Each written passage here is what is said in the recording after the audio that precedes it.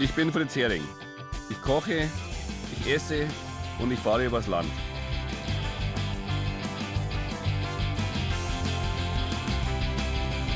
Ich mag Neues entdecken und staune über die Vielfalt im Herzen Bayerns. Wenn ich nicht koche, treffe ich Menschen, die hier heimisch geworden sind und komme gerne zu ihren Festen.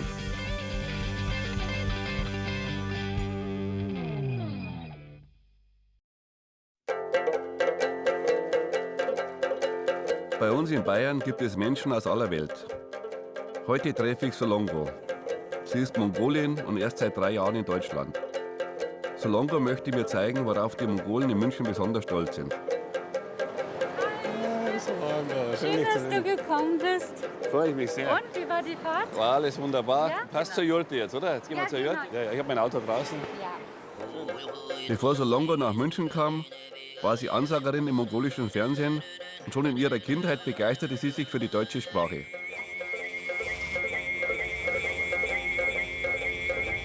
Wir wollen eine gute Freundin Solongos besuchen. Auch sie stammt aus dem riesigen Binnenland zwischen China und Russland.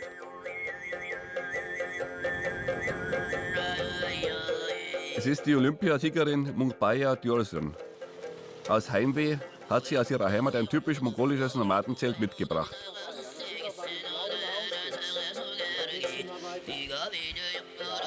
Allerdings ist es so gut versteckt, dass wir uns auf der Suche nach der Jurte verirren und kurzzeitig in der Wildnis am Rande Münchens stranden. Ratlos rufen wir nach Hilfe, irren weiter durch den einsamen Wald und blasen zum Rückzug, bevor die Dämmerung uns verschluckt. Da bekommen wir Hilfe von einem mongolischen Wandersmann. Auch er möchte die Jurte finden und gemeinsam schaffen wir es. So ein Zelt mitten in der mongolischen Steppe bei minus 40 Grad. Das sind Lebensbedingungen, die ich mir kaum vorstellen kann.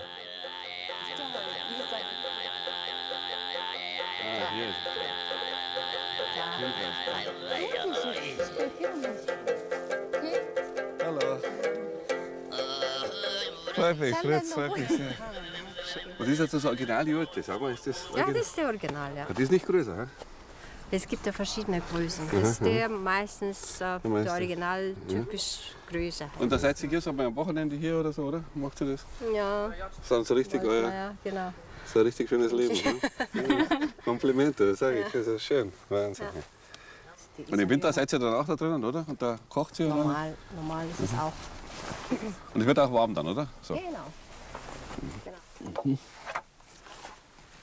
Ist ja wunderschön, gell? Weil die ja gearbeitet sind, die sind ja geschnitzt. Du. Das muss man unten, ja. So oben rein hier. Genau. Aber wie schön das gearbeitet ist, gell? Das ist ja auch schon eine Kunst für sich.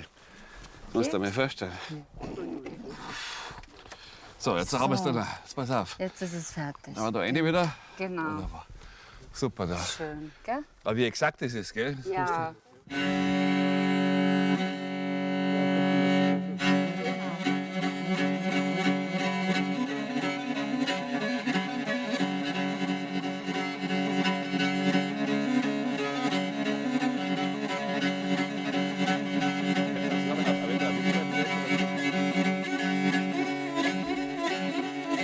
Du bist ja eine ganz bekannte Olympiasiegerin. Doch, bist du. Ja, doch. Das ist ja, du, ich find das fantastisch. Ich finde das fantastisch. Das ist auch eine Ehre für euer Land, das sage ich dir. Das ist super. Ja. So. Nein, toll. Da freue ich mich. Das ist schön. Freue ich mich, dich kennenzulernen. Das ist wirklich schön. Und vielen herzlichen Dank auch. Ja. Wie lange ist das jetzt her, die Medaille? Einer ist 8 Jahre her, andere ist 92 war das Jahr. Ja, ist doch Wahnsinn. Ey. Erst einmal, ja. Ja, Wahnsinn. Ja. Wie lange warst du da aktiv? Wie lange hast du das gemacht? Fast 30 Jahre. Knapp 30 Wow, Jahre. Respekt. Ja. Respekt, Kompliment. Dieses Jahr habe ich ja wirklich Hast du das aufgehört? gemacht. Ja. Das Aufstellen einer Jurte dauert lange und bedarf vieler geübter Handgriffe. Da kann ich als Koch nur bedingt hilfreich sein. Außerdem haben Solongo und ich einen wichtigen Termin in München. Passt ja. Ja, super. Oder? Gell? Schaut das.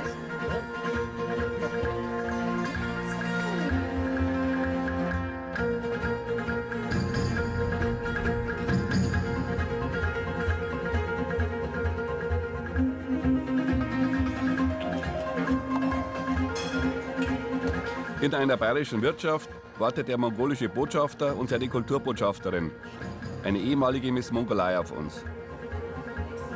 Beide kennen Deutschland seit vielen Jahren und der Botschafter kommt gern zum Oktoberfest nach München.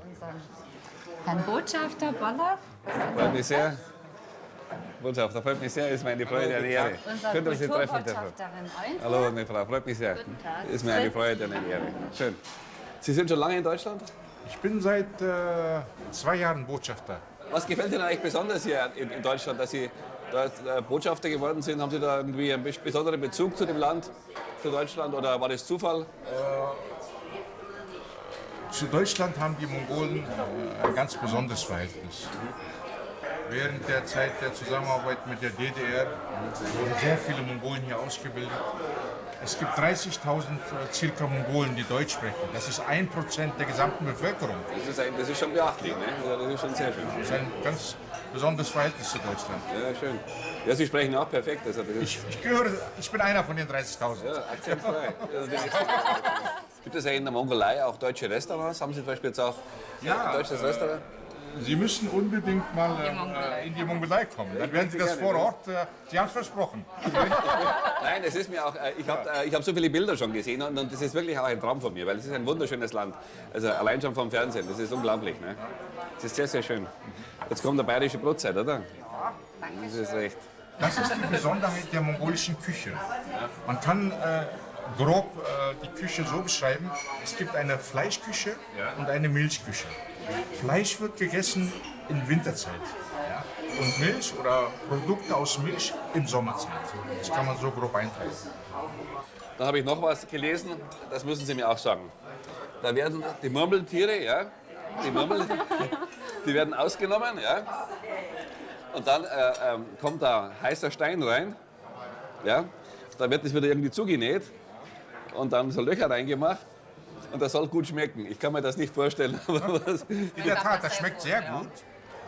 Das ist fast vergleichbar mit einem Gourmet-Essen.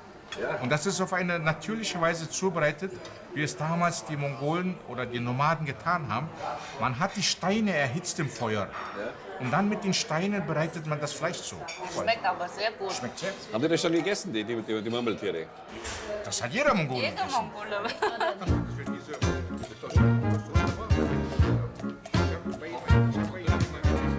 Heute wird es für mich kein Murmeltier geben. Stattdessen müssen wir uns mit Brezen und Oberster zufrieden geben.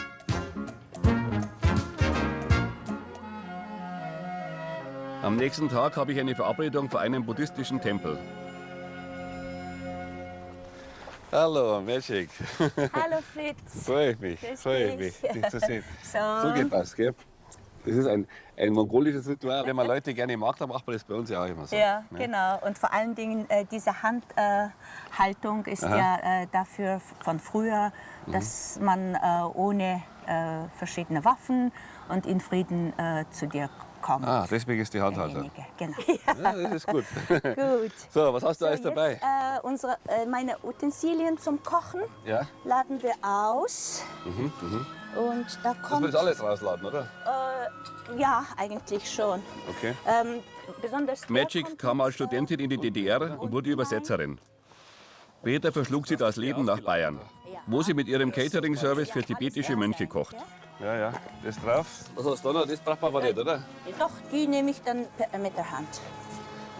Ja. Nehme ich das da, Okay, gut. die Kräuter. Jetzt gehst du Aber voraus, du weil ich... kannst mir das geben. Okay, Ja, wenn du willst. Gut. Okay. Ja. So. Yes, das war die ja da.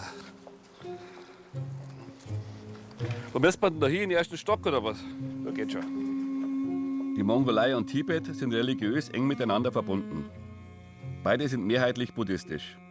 Der Titel Lama wurde erstmalig von einem mongolischen Fürsten an einen tibetischen Mönch verliehen. Mongolen herrschten lange über das tibetische Hochland und wurden selbst Lamas. Muss man die Schuhe ausziehen, glaube ich. Da die Schuhe aus.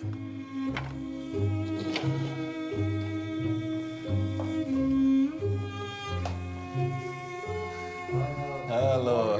Guten Morgen. Morgen. Freut mich. Schön, Sie zu sehen. Danke, ja. Toll. Sehr schön.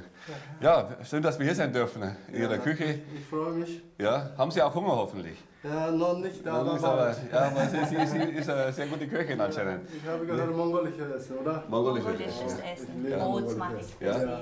Sie. Momos. Momos, genau. Essen Sie hier immer nur mongolisch oder auch deutsche Sachen? Ja, verschiedene. Verschiedene Sachen, okay. Überall gern Aha. essen, ja. Und können Sie selber auch kochen? Oder? Ja, ich koche. Aha. Tibetisch und Asien. Lama Zerings ist ein sehr hoher buddhistischer Würdenträger. Lama, helfen Sie mir bitte. Ja, Schon mit 8 Jahren wurde er Mönch. Magic führt mich in die Geheimnisse der mongolischen Küche ein.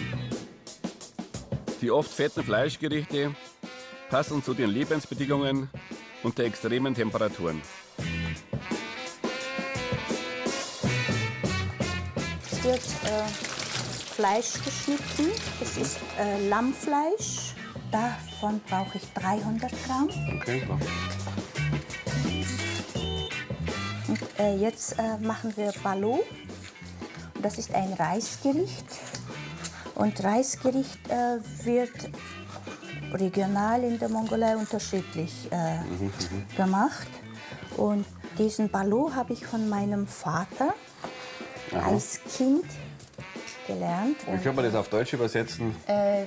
Das kann man nur eben Reisgericht oder eben diesen Plov und Pilau ist bekannt, ein Begriff in Deutschland. Und ganz Zentralasien, Persien und Indien, sie machen das auch. Also wie so Reisfleisch, kann man sagen, Reis, ja, das ist der richtige Name. oder? Reisfleisch. Reisfleisch, okay. Ja. Ja, so ist das. So, Magic, jetzt haben wir schon die Zwiebeln hast du jetzt fertig, das Fleisch. Und da hinten haben wir jetzt ein Öl drin in dem Topf. Genau. Da machst du als erstes Fleisch rein, oder? Die Zwiebeln kommen erst rein. Als erstes Zwiebeln rein, okay. Genau, Dann Fleisch. in der mongolischen Küche Ja. beim Kochen kommt Zwiebeln erst immer rein Gut. in das Fett und dann kommt das Fleisch. Und wird das auch scharf abgewürzt oder Nicht so? sehr scharf. Normalerweise die Mongolen essen nicht scharf. Hier haben wir Thymian Ja. und hier haben wir Kümmel. Ja. Die wachsen alle beide in der Mongolei. Ja. Übrigens, Thymian wächst zum Beispiel außerhalb der Stadt von Ulaanbaatar. Und Pfeffer benutzen wir schon von.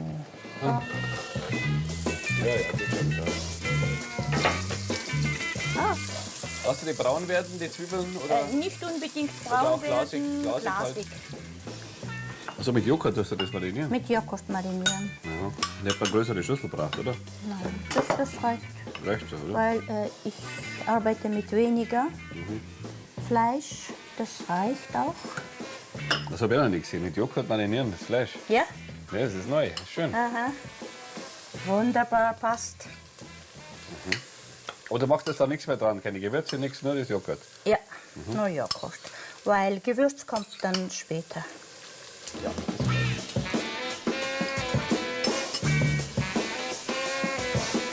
So, jetzt kann ich dann würzen.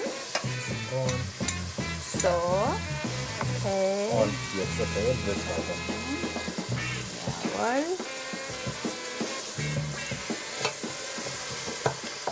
Und als nächstes gleich das Gemüse rein, oder? Ja. So. Und Fritz, jetzt kannst du Reis rein.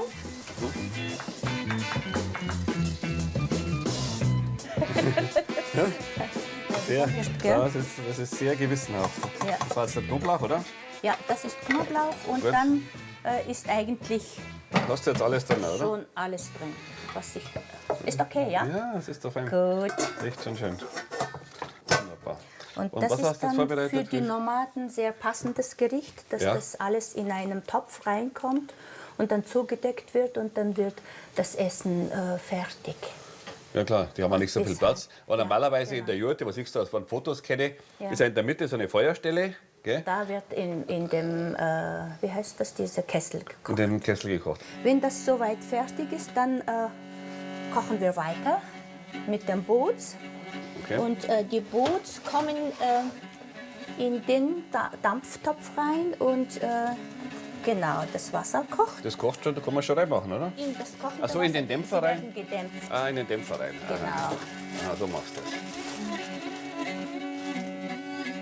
Ja, mal schöne Form, alle gleich, hast du schön gemacht. Aha, danke. Sehr schön, ja. Alles Sind synchron. alles mit der Hand Ja, geknipst. geknipst, ja.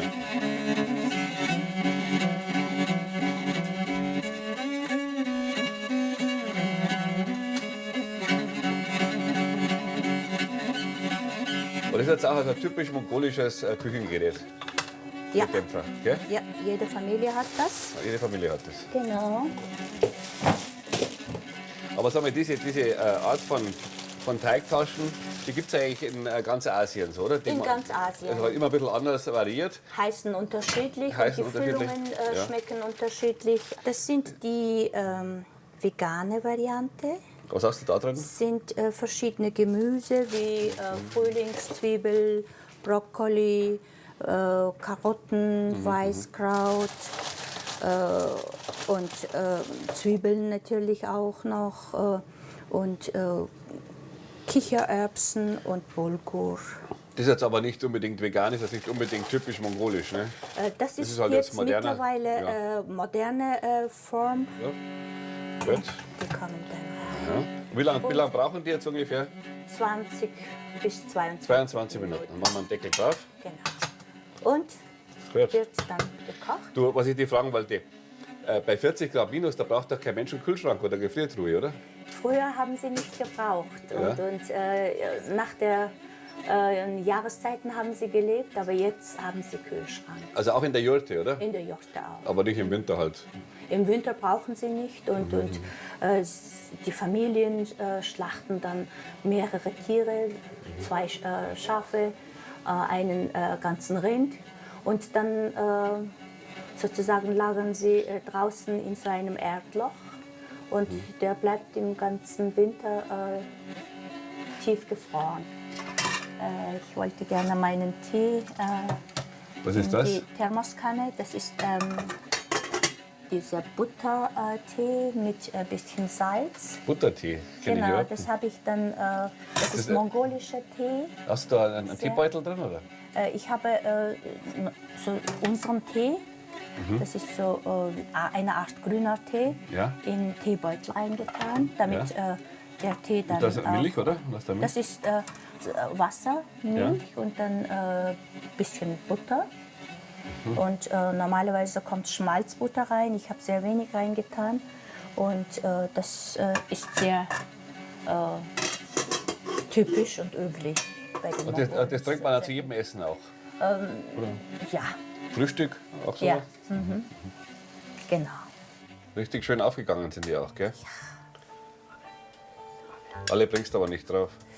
Ja, dann lass mich. Reicht. Und die Die riechen auch schon sehr gut. veganen tue ich auf einem anderen Teller. Bitte? Die veganen tue ich auf einem anderen Du machst extra die veganen, oder? Gut, dann haben wir die. Schön heiß sind sie auch.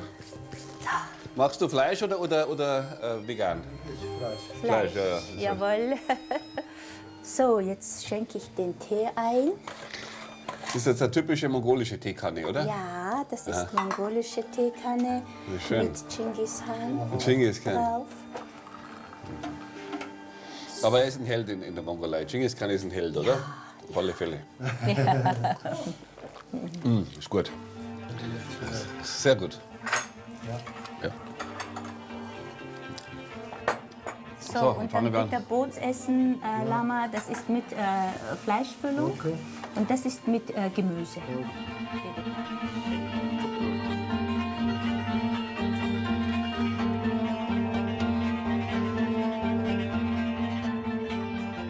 Om Ba Lame Sangye Rinpoche. Om Ahom.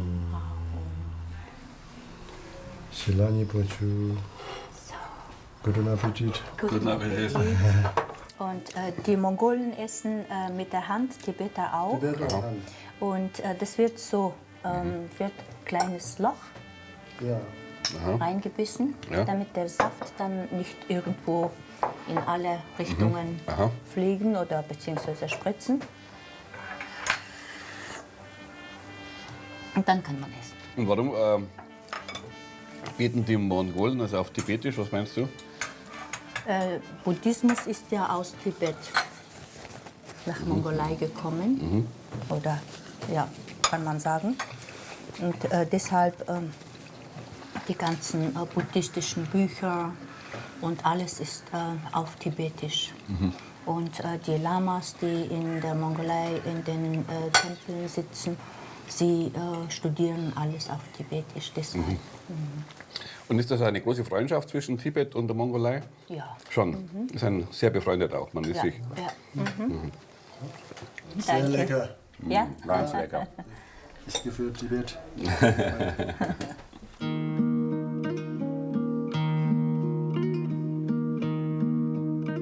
Der Lama möchte mir den Gebetsraum seines Tempels zeigen. Hier überraschen mich die christlichen Symbole neben buddhistischen Reliquien.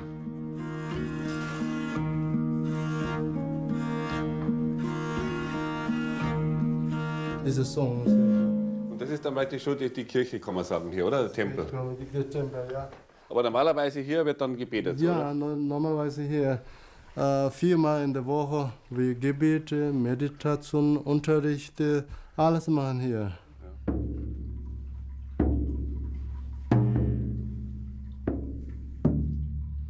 Wieder? Zusammen.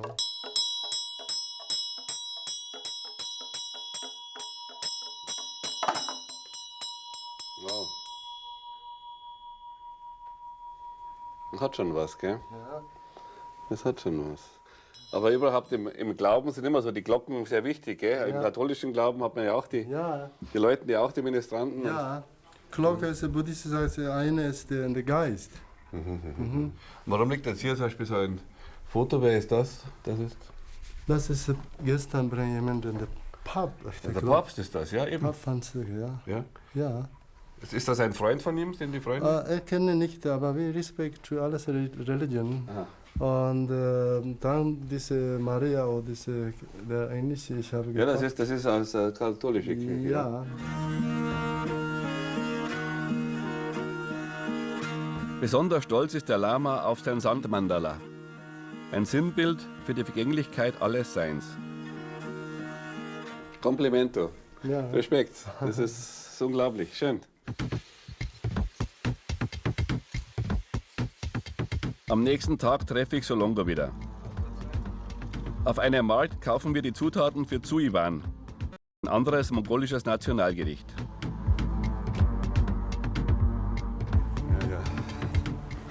Tüver hast du noch nicht gegessen, gell? Das ist mongolisches Essen, was wir jetzt kochen werden. Wie heißt das?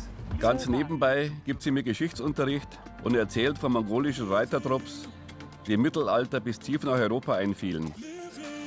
Mongolen sind sich ihrer Geschichte sehr bewusst und berichten gern von ihrer großen Vergangenheit.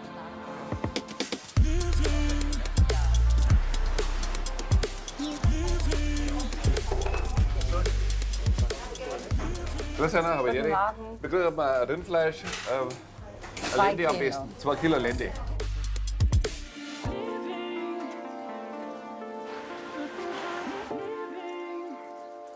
Ah, das haben wir schon erwartet. Genau. Hi, guten Morgen. Das ist unser Sembeno. Ja, grüß dich. Du bist der Johann, oder? Den Johann. Johann, ich habe dir was mitgebracht. Oi, Schönes Haferl schön. Traditionspflege ist Mongolen sehr wichtig. So bringen sie ein kleines Stück Heimat mit nach Bayern und dazu gehört auch ihre Küche. Das macht man selber, also mit der Hand erstmal selbstgemachte Nudeln sozusagen. Selbstgemachte Nudeln. Genau. Und die schneidest du dann so mit der Hand runter, oder? Ja. Und bist du zufrieden mit dem Fleisch? Ja, sehr zufrieden. Es sieht Schneidest du ganz das gut aus. in Würfel oder wie machst du das? Oder? Würfel, ja, wir schneiden in Würfel, ja. Da macht man dann den ganzen Topf fertig und dann gibt es Picknick im englischen Garten. Ja, ja, Oder? wirklich. Bei dem schönen Wetter noch Ja, dazu. es ist sehr schön. Ja, machen wir es zusammen.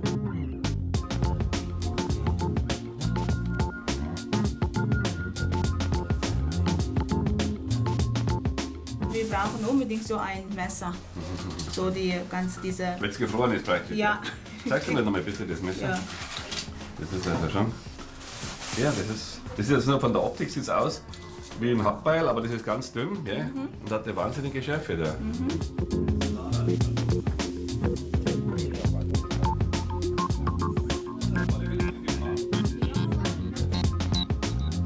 Fleisch und Teig gehören zu den Grundbausteinen ihrer einfachen, aber sehr schmackhaften Küche.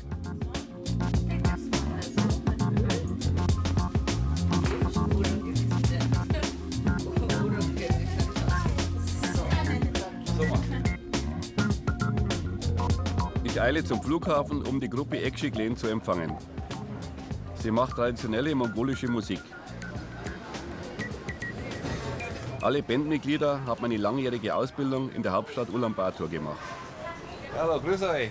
Da ist Timur. Hallo. Grüß dich. Freut mich, dass ihr da seid. Hallo. Servus. Freut mich. Gleich im Auto geben sie mir ein Ständchen.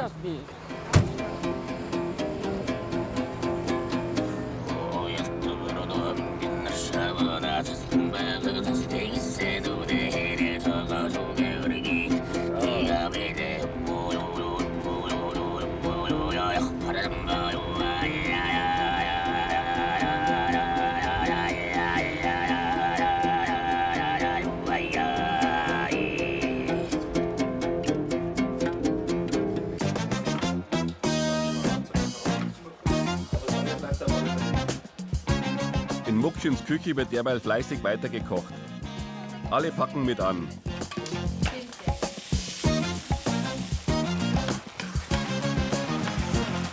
Unser Zuiwan, frische Nudeln mit Rindfleisch und Gemüse, ist fast fertig.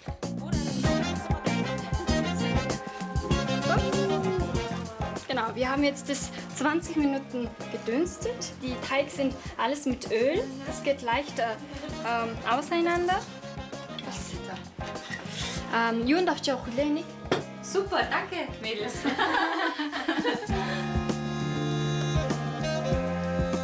Endlich ist es soweit. Alle treffen sich zu einem großen mongolischen Spezialitätenpicknick im englischen Garten.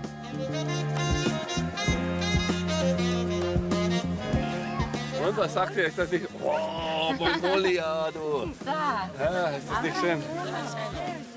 Ja, toll, oder?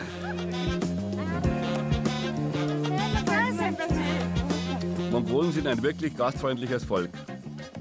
In der kurzen Zeit mit meinen neuen Freunden in München habe ich sehr viel über diese fremde Kultur und ihre Küche gelernt.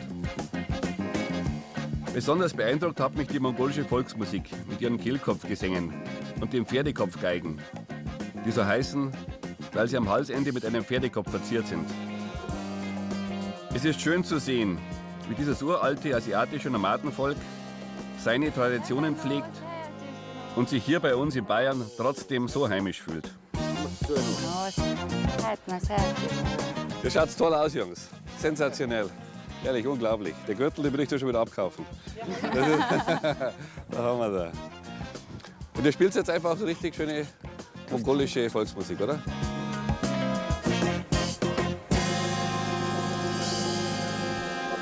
So machen wir jetzt Tanz, ja? Ja. Weiter.